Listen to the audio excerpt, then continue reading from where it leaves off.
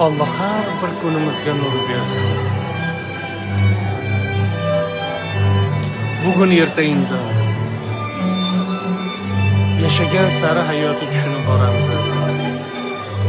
Shunchaki tushunmasdan o'tamiz. Shuning uchun hayotga keldi ketdi deb emas, yashadi degan nom bilan o'tib ketishlik baxti nasib etsin.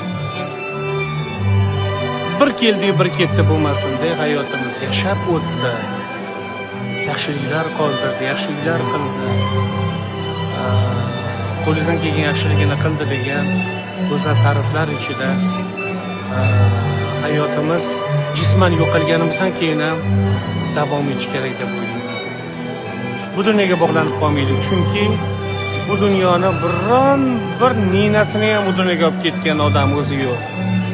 O'shaning uchun hamma narsani inson o'zini hayoti yo'lida narsalardan foydalanish kerak. Narsalar uchun yashamog'i kerak emas deb o'ylayman.